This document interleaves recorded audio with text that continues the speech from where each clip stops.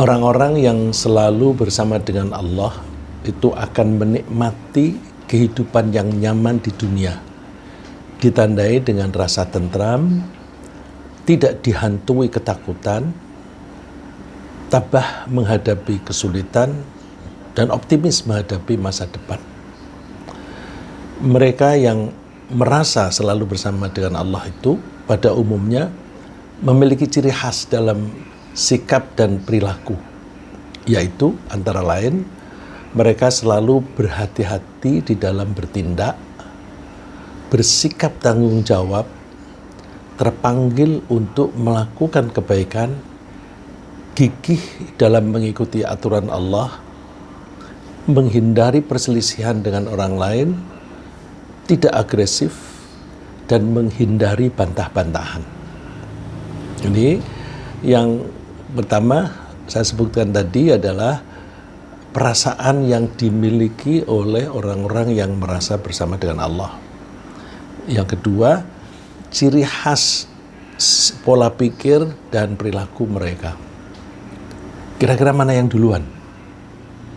Tentu yang duluan adalah yang kita sebutkan yang kedua tadi.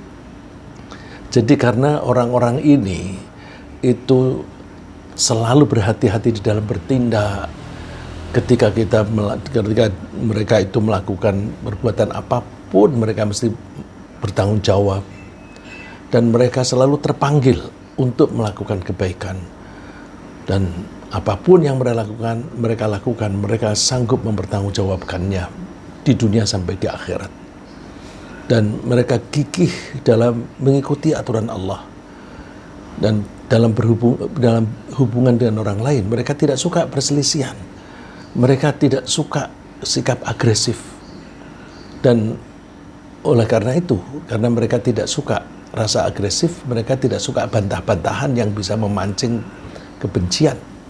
Nah, kalau kita bisa melakukan hal-hal semacam ini, insya Allah kita akan merasa disertai oleh Allah. Kalau kita merasa disertai oleh Allah, ya kita merasa selalu bersama-sama dengan Allah. Nah, kalau kita merasa bersama dengan Allah, tentu kita akan tentram, karena Allah itu Maha Pengasih, Maha Pelindung, dan kita tidak ketakutan menghadapi masa depan, karena Allah akan selalu membimbing kita. Dan juga kalau ada kesulitan-kesulitan, kita itu memahami bahwa kesulitan itu adalah ujian yang diberikan oleh Allah dalam rangka agar kita bisa mengatasi kesulitan-kesulitan dengan kesabaran, dan kita dari hari ke hari selalu melatih diri untuk menuju kepada Allah meskipun dihalang-halangi oleh beberapa masalah, tapi kita tetap gigih. Ya. Gigih itu ditandai dengan tidak ada keluh kesah dan selalu bersemangat. Nah, oleh karena itu orang macam itu merasa tenang sekali karena mereka selalu ingat kepada Allah bahwa Allah itu selama bersama dengan mereka, mudah-mudahan bersama dengan kita. Padahal Allah itu Maha Pengasih, Maha Perkasa, Maha Melindungi, dan sebagainya. Perasaan orang-orang yang semacam itu seperti digambarkan oleh Allah, alladzina amanu wa tatma'innu qulubuhum bidzikrillah. Ala bidzikrillah tatma'innul qulub. Orang-orang yang beriman adalah orang-orang yang antara lain ketika disebut asma Allah atau dia mengingat asma Allah, maka hati mereka itu tenang. Karena dengan mengingat Allah itu, maka ketentraman itu akan hadir di hati kita. Mereka tenang karena mereka meyakini bahwa Allah yang Maha Penyayang pasti akan memberi mereka petunjuk tentang bagaimana cara mengatasi masalah-masalah yang mereka hadapi. Mereka juga yakin bahwa Allah pasti menolong mereka saat mereka terancam bahaya. Seperti contoh yang dialami oleh Rasulullah SAW. Memang contoh ini adalah contoh orang yang ideal, dan kita berusaha pelan-pelan mengikuti cara-cara bertindaknya orang yang ideal ini, yaitu Nabi Muhammad sallallahu alaihi wasallam. Nah, ketika Rasulullah sallallahu alaihi wasallam itu bersembunyi-sembunyi karena dikejar oleh orang-orang kafir akan dibunuh, Rasulullah berusaha untuk pindah dari Makkah ke Madinah, tapi itu pun dalam perjalanan selalu ada kekhawatiran untuk diikuti dan ditangkap atau dibunuh. Oleh karena itu Rasulullah melakukan usaha-usaha semacam itu, tapi sambil tenang karena Allah akan menolongnya. Sampai Allah menantang kepada orang-orang yang tidak mau menolong Nabi Muhammad. Illa tansuruhu faqad nasarahullah. Orang-orang di sekitar Nabi Muhammad, kalau kalian tidak mau menolong Nabi Muhammad menghadapi ancaman dari orang-orang kafir, faqad nasarahullah, sudah terbukti Allah menolong dia. Idh akhrajahu alladhina kafaru thaniya thnaini idh huma fil ghar, yaitu ketika Rasulullah itu terpaksa harus keluar meninggalkan Makkah berdua dengan Abu Bakar, sehingga mereka berdua itu berjalan dengan sembunyi-sembunyi dan mereka bersembunyi di suatu goa di selatan Makkah. Mereka mau menuju ke Madinah yang posisinya di utara, tetapi Rasulullah dan Abu Bakar berjalan ke arah selatan untuk mengelabuhi jangan sampai kalau orang Makkah itu merasa kehilangan jejak Nabi Muhammad, mereka akan mengejarnya ke utara. Nah, ini Rasulullah ke selatan dulu sambil bersembunyi di goa. 3 hari, 3 malam berada di sana berdua dengan Abu Bakar. Lalu Abu Bakar khawatir karena orang-orang kafir itu sudah berada di mulut gua, kelihatan dari dalam, sehingga kalau orang yang di luar gua itu jongkok saja, mereka akan bisa melihat apa yang ada di dalam. Tapi alhamdulillah Allah melindungi Rasulullah dengan cara tidak membuat mereka itu jongkok, ya. Sehingga Rasulullah karena merasa dilindungi oleh Allah, Rasulullah mengatakan kepada Abu Bakar, idh yaqulu li sahibihi la tahzan, nggak usah takut, nggak usah khawatir, innallaha ma'ana, sungguh Allah bersama kita. Nah, ini yang kita cari adalah kita merasa selalu bersama Allah. Innallaha ma'ana, sesungguhnya Allah itu bersama kita. Karena ada perasaan begitu, fa'anzalallahu sakinatahu alaihi wa ayyadahu bijunudin lam tarawha. Lalu Allah menurunkan rasa tenang di hatinya. Ya. Kita sendiri itu tidak bisa mengendalikan perasaan kita. Ya. Buktinya kalau kita sedang sedih, kita nggak bisa lalu terus mengatur, hatiku jangan sedih, nggak bisa. Tetap aja sedih. Kalau kita sedang ketakutan, kita nggak bisa mengusir ketakutan itu. Yang bisa mengatur hati kita itu hanya Allah. Nah, lalu Allah menurunkan atau memberikan rasa tentram di hati Rasulullah dan sahabatnya Abu Bakar. Dan ditambah lagi, wa ayyadahu bijunudin lam tarawha, Allah itu melindungi mereka berdua dengan mengirim malaikat-malaikat yang tidak kelihatan oleh manusia. Ya, mungkin malaikat itu pada berusaha menghalang-halangi supaya mereka tidak bisa melihat ke dalam dan bisa memasuki perasaan mereka, sehingga mereka berprasangka nggak mungkin ada di sini, karena ada apa yang dilakukan oleh Allah dan para malaikatnya. Malaikat itu hanya membantu saja, itu menggerakkan laba-laba untuk membuat sarang di situ. Terus ada burung yang tinggal di situ. Kemudian ketika orang-orang pada datang, burung itu berterbangan, sehingga mereka berkesimpulan bahwa kalau ada orang di dalam, tentunya burung ini sudah pergi dari tadi. dan juga tidak ada rumah laba-laba semacam ini. Nah, semacam itu kemudian mereka pergi. Jadi cara Allah melindungi orang-orang yang soleh, orang-orang yang selalu merasa bersama dengan Allah, itu dengan cara-cara yang kalau kita lihat secara lahiriah ada mekanisme-mekanisme yang masuk akal, sehingga orang-orang hanya melihat itu saja.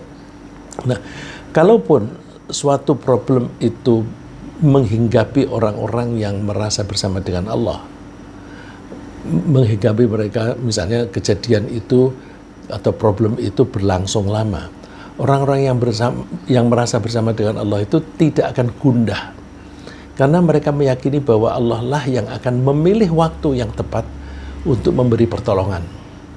Jadi kalau orang-orang yang merasa dekat dengan Allah ini menghadapi masalah itu seringkali datang dari luar.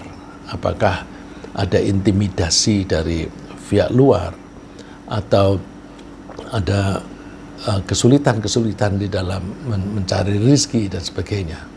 Nah, itu mereka merasa Allah akan memilih waktu yang tepat, kapan akan memberi rezeki itu dan kapan akan memberi pertolongan itu. Karena hakikatnya kesulitan mencari rezeki dan mendapatkan ancaman dari musuh itu adalah cobaan. Karena itu cobaan bukan berarti lalu terus diam saja, mesti berusaha. Kalau ada kesulitan dalam mendapatkan penghasilan, mesti berusaha dengan gigih. Dengan gigih itu artinya sabar. Nah, terus kok belum kunjung datang rezeki yang diharapkan. Orang-orang yang merasa bersama Allah ini tahu bahwa Allah lah yang bijaksana nanti memilihkan waktu yang tepat dan arah yang tepat dari mana rezeki itu datang. Seringkali kita itu kalau mendapatkan kesulitan penghasilan, nanti pendapatan itu tiba-tiba datang dari orang yang melalui orang yang kita tidak menyangka-nyangka. Dan saya sering membuktikan semacam itu. Contohnya misalnya ketika Nabi Musa dan para sahabatnya itu dikejar oleh Fir'aun, diancam akan dibunuh. Kemudian Nabi Musa tenang. Para sahabatnya itu kan karena kurang merasa dekatnya dengan Allah, ada kekhawatiran. Allah uraikan atau gambarkan di dalam surat Asy-Syu'ara, falamma tara al-jam'ani qala ashabu Musa inna lamudrakun. Ketika Fir'aun itu mengejar Nabi Musa dan para sahabatnya keluar dari Mesir, waktu Eksodus itu sudah saling melihat, berarti sudah mendekat itu rombongannya si Fir'aun. Ada seorang yang dekat dengan Nabi Musa mengatakan, inna lamudrakun, wah kita tersusul. Padahal di depan kita ini laut, dan di belakang ada musuh yang akan membunuh kita. Nabi Musa tetap tenang. Qala kalla, jangan begitu, jangan khawatir. Inna ma'ya rabbi sayahdin. Tuhan bersamaku. Pasti Tuhan akan memberi petunjuk kepadaku bagaimana cara mengatasi ini. Nah, ini orang yang betul-betul merasa dekat dengan Allah itu keyakinannya kuat.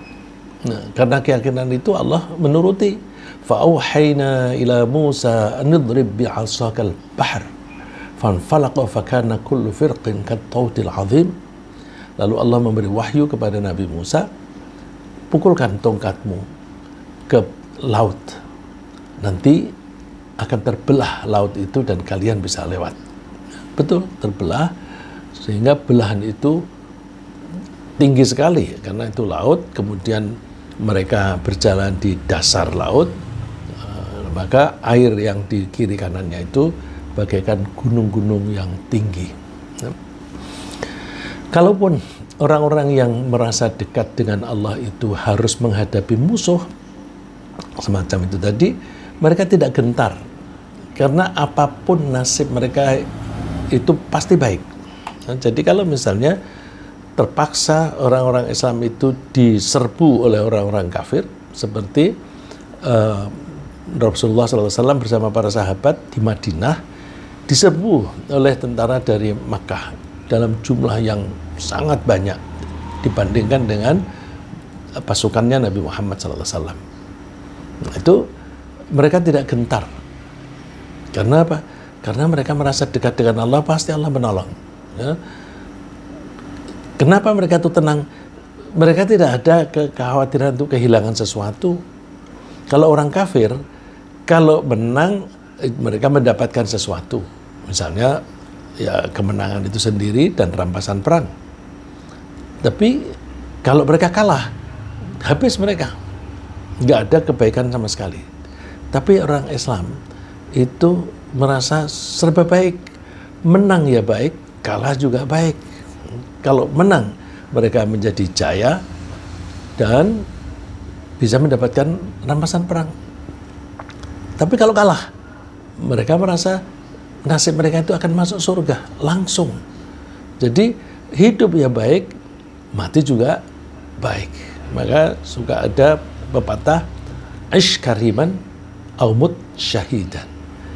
Hiduplah sebagai orang yang mulia atau mati dalam keadaan syahid.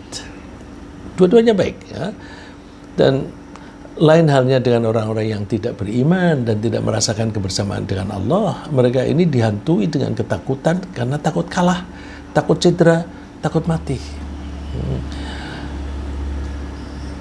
Misalnya ketika orang-orang yang baik itu akan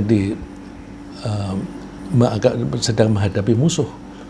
"Idh yuhi rabbuka ilal malaikati anni ma'akum fathabbitul ladzina amanu." Allah itu memberi wahyu, memberi perintah kepada para malaikat bahwa Allah bersama para malaikat itu, maka malaikat ditugasi untuk membuat orang-orang atau pasukan muslimin itu tenang. Fathabbitul ladzina amanu. Kokohkanlah hati mereka supaya mereka tidak gentar. Sa'ulqi fi qulubil ladzina kafaru ru'b. Aku Allah akan menaruh rasa takut di hati orang kafir. Jadi mereka ketika menyerbu, mereka menyerbu itu kan menunjukkan keberanian, tapi begitu berhadapan mereka takut. Takut kalah, takut terbunuh, takut cedera dan sebagainya. Nah, ketakutan itu ditanamkan oleh Allah kepada mereka. Dengan ketakutan itu maka mereka tidak lagi menjadi waspada. Ya, fadribu fawqal anaqi wadribu minhum kulla banan.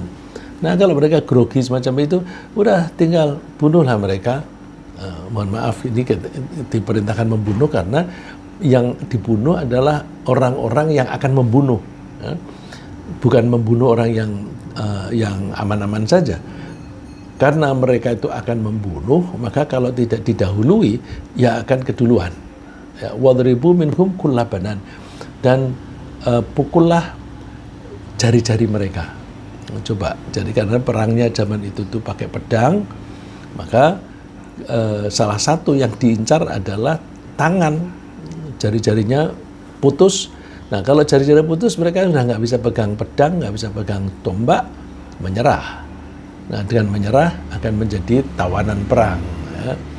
Jadi tawanan perang itu bisa untuk tawar-menawar dalam negosiasi perdamaian.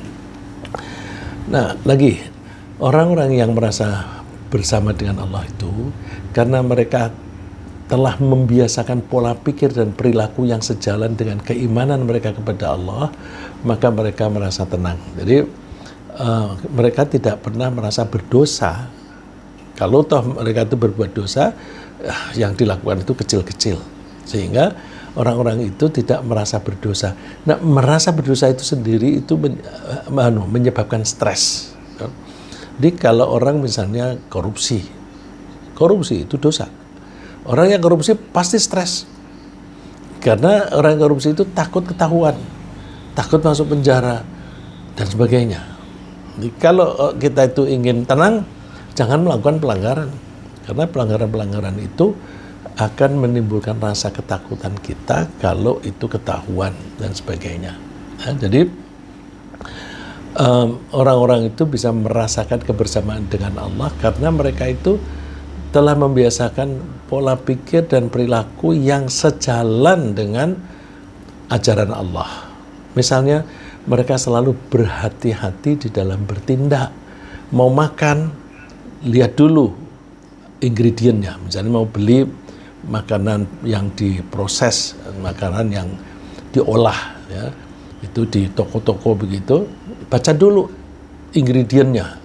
Ini ramuannya dari apa saja. Apakah ada yang mengandung haram? Kalau ada mengandung haram, meskipun orang-orang bilang itu enak, enggak, aku tidak mau. Jadi ketika mau berbuat apapun, termasuk mau membeli makanan, itu hati-hati.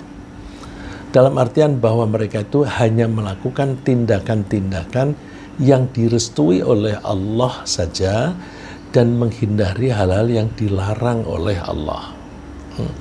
Alam tara anna Allah ya'lamu ma fis samawati wa ma fil ard ma yakunu min najwa thalathatin illa huwa rabi'uhum wa la khamsatin illa huwa sadisuhum wa la adna min dhalika wa la akthara illa huwa ma'ahum aynama kanu thumma yunabbi'uhum bima 'amilu yaumal qiyamah innallaha bikulli syai'in alim. Kok bisa begitu? Bagaimana?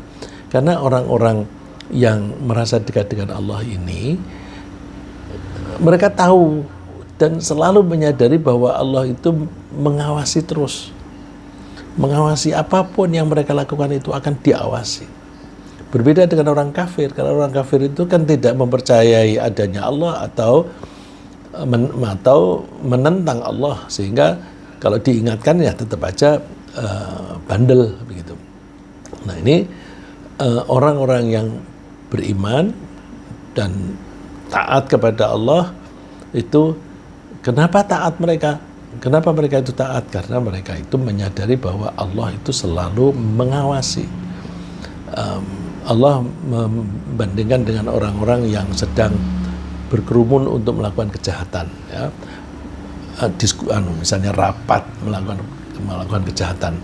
Alam tara anna Allah ya'lamu ma fis samawati wa ma fil ard ma yakunu min najwa thalathatin illa huwa rabi'uhum wa la khamsatin illa huwa sadisuhum.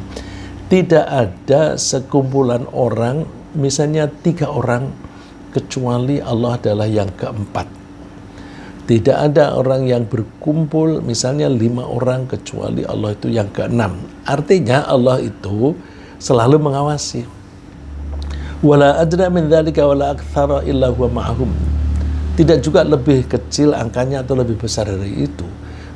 Allah selalu bersama dengan mereka dimanapun mereka berada. Nah, kalau Allah itu mengetahui mereka, nanti itu akan ada recordnya, akan ada rekamannya, akan ada catatannya tentang apa yang mereka lakukan. Tsumma yunabbi'uhum bima 'amilu yaumal qiyamah. Allah akan menunjukkan kepada mereka apa yang telah mereka lakukan. Dan sesungguhnya Allah itu Maha mengetahui atas apapun yang terjadi. Ya, jadi biasanya orang yang mau melakukan kejahatan itu bikin rapat diam-diam di suatu tempat yang tidak ada akses masuk bagi orang lain. Lalu mereka itu berunding untuk melakukan kejahatan. Nah, mereka kalau rapat-rapat semacam itu tidak mungkin di tempat terbuka, misalnya di restoran itu sambil makan gitu. Karena kalau mereka ngomong, ada orang lain yang mungkin bisa mendengar atau ada CCTV yang melihat. Nah, itu mereka biasanya di tempat yang tersembunyi atau di tempat mereka yang memang rapih, tidak akan ada orang lain yang melihat. Tapi ingat bahwa Allah selalu mengawasi mereka. Nah, orang yang merasa selalu bersama Allah itu juga mereka itu selalu melaksanakan perintah Allah, sehingga mereka itu tidak merasa bersalah kepada Allah. Ya, jadi mereka selalu melaksanakan perintah-perintah Allah, misalnya sholat, zakat, membantu pembiayaan kegiatan-kegiatan yang dimaksudkan untuk membangun ke masyarakat yang Islami, dengan harapan bahwa mereka akan memperoleh ampunan dari Allah dan izin untuk tinggal di surga. Jadi ini intinya adalah bahwa orang yang merasa bersama dengan Allah itu mengetahui, meyakini bahwa Allah itu punya surga dan neraka. Dan orang ini tentu memilih surga. Kalau mereka itu memilih surga, mereka pelajari apa sih syaratnya supaya bisa masuk surga. Oh, syaratnya harus taat kepada Allah. Taat itu gimana? Taat itu melaksanakan perintahnya, meninggalkan larangannya. Nah, oleh karena itu orang yang memang ingin masuk surga dan diampuni oleh Allah dosa-dosanya sehingga terbebas dari neraka, mereka berusaha untuk taat kepada Allah. Nah, kalau taat, ya, namanya orang taat itu tidak ada ketakutan. Ya. Takutnya itu takut pelanggaran itu. Ya, wa qala Allahu inni ma'akum. Allah berfirman, sungguh aku bersama kalian. Ya. Aku bersama dengan kalian. Jadi sebenarnya Allah bersama dengan kita itu siapapun, kita itu amal kita baik atau amal kita buruk, selalu Allah bersama kita. Coba yang menyadari, ya, yang menyadari bahwa Allah selalu bersama kita itu orang-orang yang taat kepada Allah. Lain aqamtumus salat wa ataitumuz zakah wa amantum birusuli wa azzartumuhum wa aqradtumullah qardan hasanan. Seandainya kalian itu memang mau, bukan seandainya, kalau kalian mau menegakkan sholat, menunaikan zakat, beriman kepada utusanku, dan kalian mau menolong utusanku itu, dan kalian mau bersedekah untuk melindungi agama Allah, la ukaffiranna ankum sayyi'atikum, sungguh saya akan mengampuni dosa-dosa kalian. Wala udkhilannakum jannatin tajri min tahtihal anhar, dan sungguh aku akan memasukkan kalian ke surga di mana sungai mengalir di bawahnya. Jadi kalau kita ini selalu melaksanakan perintah Allah, maka kita bisa merasakan itu. Ya, tadi saya katakan bahwa sebenarnya Allah selalu bersama kita. Bersama itu mengawasi untuk perilaku kita, dan kalau orang yang berperilaku jahat, maka pengawasan itu akan berakibat buruk pada yang diawasi, karena nanti dosa-dosanya akan ditunjukkan di akhirat, lalu dia mendapatkan siksaannya. Jadi kalau mereka ingat kepada Allah, bukan tenang tapi malah takut. Tapi orang yang berbakti kepada Allah nyadari bahwa mereka bersama dengan Allah, tapi tidak ada rasa takut, justru tenang, ya, karena tidak melakukan salah. Orang-orang yang merasa dekat dengan Allah itu juga optimis menghadapi berbagai masalah di dalam kehidupan ini, karena mereka yakin bahwa Allah pasti membimbing mereka yang sedang memperjuangkan ajaran kebenaran dan mengikuti jalan menuju kepada Allah. Jadi, orang-orang yang merasa dekat dengan Allah itu akan merasa selalu dibimbing. Nah, nanti kan ketemu jalannya, ya, nanti kan ketemu caranya yang baik. Karena orang-orang semacam ini kan perilakunya baik. Kalau perilakunya baik, orang lain itu akan merespon dengan baik juga. Jadi petunjuk Allah itu bisa dari ilham, bisa juga nanti ada teman-teman yang memberitahukan, oh begini saja, begini saja. Lagi kesulitan mencari penghasilan misalnya, coba deh kamu melakukan cara dagang dengan begini, kamu coba memakai fasilitas yang ada, pakai TikTok, ya. Jadi ada teman yang memanfaatkan TikTok untuk dagangannya hanya makanan saja, makanan yang diolah di dapur begitu. Satu hari itu omsetnya satu bulan omsetnya itu bisa sampai 700 juta. Nah, itu kan bagus sekali. Dan orang ini insya Allah merasa dekat dengan Allah karena dia sholatnya selalu di masjid. Bagaimana kamu bisa mendapatkan penghasilan segitu? Kamu sibuk terus kerja? Enggak. Aku yang paling sibuk itu 2 jam. Yang lain santai.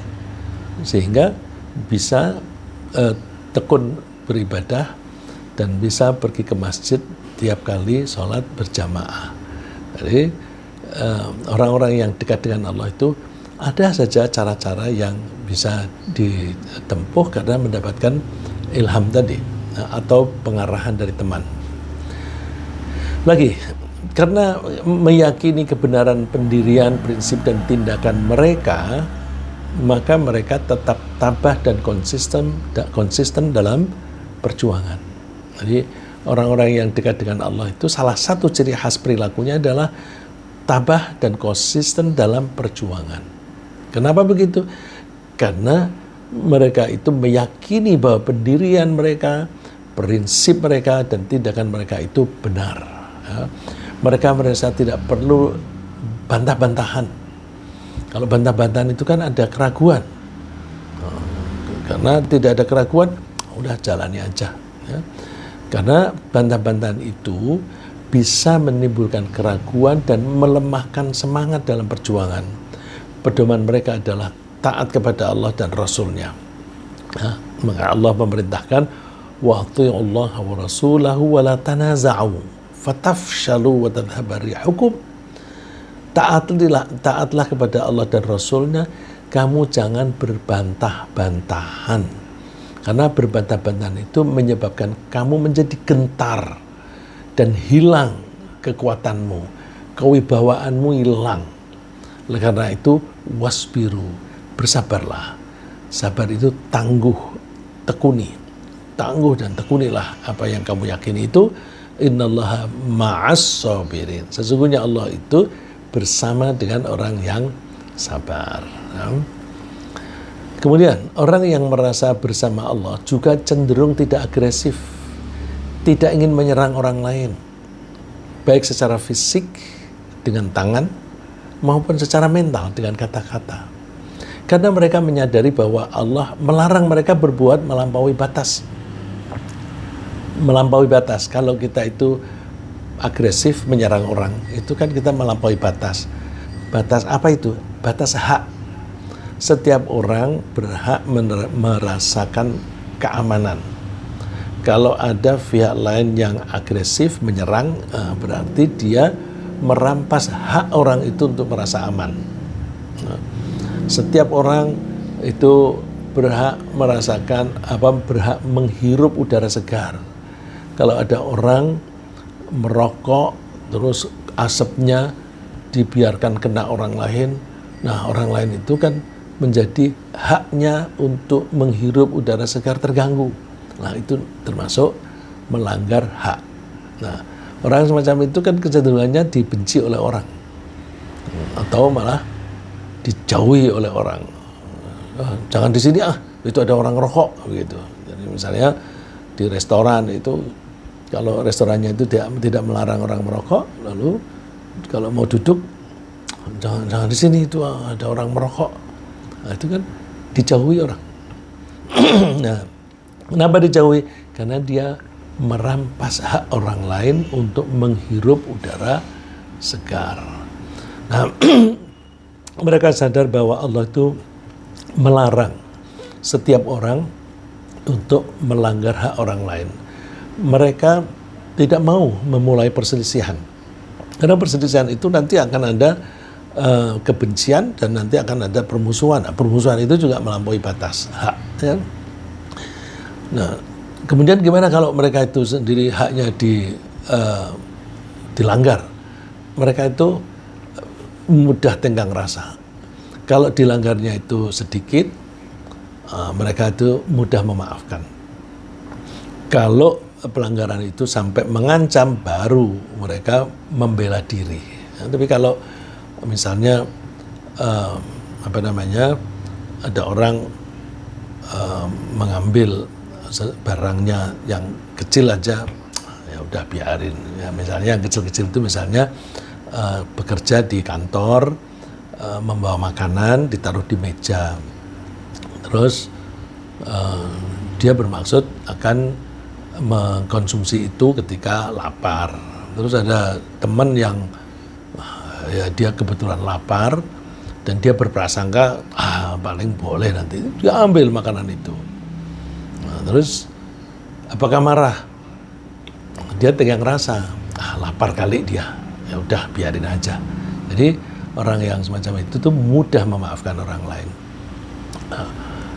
Bahwa Allah itu melarang kita melampaui batas itu disebutkan di surat Al-Baqarah ayat 194. Asy-syahrul haramu bisyahril harami wal hurmatu qisas. Bulan suci itu harus dibalas dengan bulan suci. Maksudnya begini, bahwa pada bulan suci itu tidak boleh ada peperangan. Zaman dulu orang-orang itu suka perang. Ya sampai sekarang juga orang-orang pada suka perang. Tapi zaman dulu itu kelompok-kelompok kecil itu suka perang antara satu dengan yang lain. Biasanya peperangan itu terjadi untuk merebut hak atau merebut konsumsi. Motivasinya ekonomi lah ya. Motivasinya ekonomi. Sampai sekarang juga kalau ada satu negara yang menyerbu negara lain, biasanya yang dikejar adalah kepentingan ekonomi. Nah, kalau sekarang kelasnya besar, misalnya sumber minyaknya banyak dan sebagainya. Nah, dulu pada bulan haram, yaitu bulan Dzulqa'dah, Dzulhijjah, dan Muharram, itu bulan suci. Lalu bulan Rajab itu juga bulan suci. Pada bulan-bulan itu tidak boleh perang.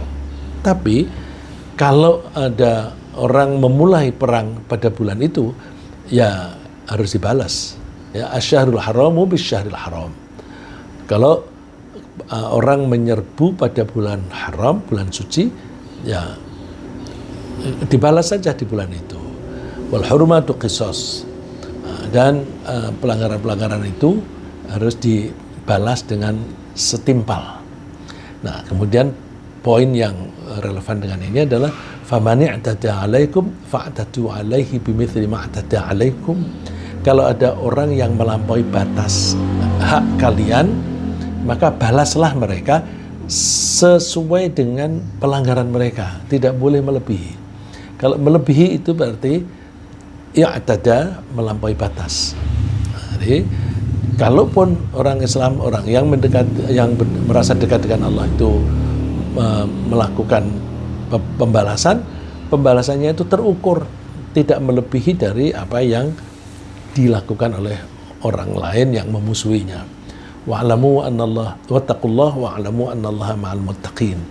Kita dianjurkan untuk bertakwa kepada Allah, karena Allah akan selalu bersama-sama dengan orang yang bertakwa. Nah, dengan kesadaran tentang kekuasaan Allah dan tidak berdayanya kita, orang yang selalu merasa disertai oleh Allah itu akan selalu mengembalikan segala urusan kepada Allah. Nah, ini penting juga bahwa orang yang merasa dekat dengan Allah itu selalu mengembalikan urusan itu kepada Allah. Kenapa mengembalikan? Karena mereka itu sadar tentang besarnya kekuasaan Allah, dan mereka kita ini menyadari bahwa kita ini tidak punya daya.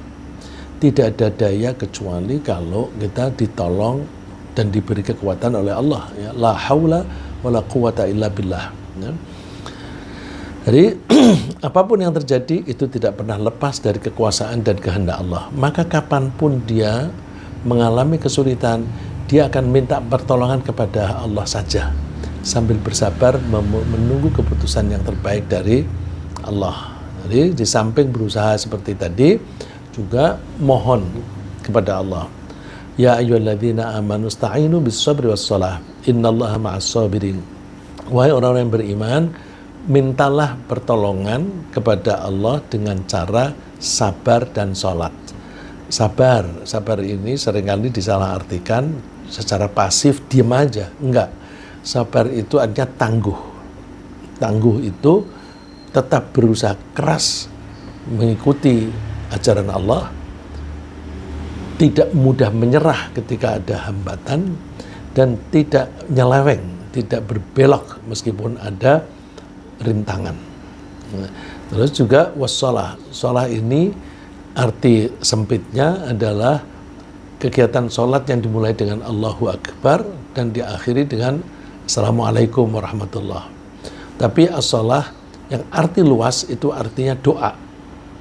Jadi kalau kita mohon pertolongan kepada Allah, pertama kita harus tangguh disertai dengan doa. Tangguh itu mengandalkan kepada kapasitas kita berjuang sekuat kita. Terus doa itu kita menyadari bahwa di luar kita itu ada kekuatan yang tidak bisa kita jangkau.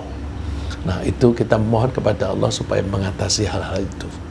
Dan Allah menjanjikan innallaha ma'as sabirin. Sungguh Allah itu akan bersama-sama dengan orang-orang yang sabar. Nah, orang-orang yang merasa selalu disertai oleh Allah itu juga akan berperilaku secara bertanggung jawab. Karena mereka itu menyadari bahwa mereka tinggal di alam raya yang telah diciptakan dan sekaligus dikelola oleh Allah. Kita ini tinggal di alam dunia ini. Yang menciptakan dunia ini kan Allah. Dan dunia ini mempunyai peraturan-peraturan yang baku. Peraturan yang baku itu kalau misalnya kita berlama-lama di bawah terik matahari, kita akan bisa mengalami dehidrasi. Itu kan aturan-aturan yang baku. Kalau kita makan berlebihan itu bisa mengganggu kesehatan kita. Itu mekanisme yang baku. Nah, kalau kita itu merasa dekat dengan Allah, kita menyadari bahwa alam raya ini diatur oleh Allah. Karena diatur oleh Allah, kita berperilaku sesuai dengan aturan tadi. Karena semua yang terjadi di sekitar kita itu terjadi dengan serius. Ya kalau kita jatuh dari ketinggian ya sakit benar.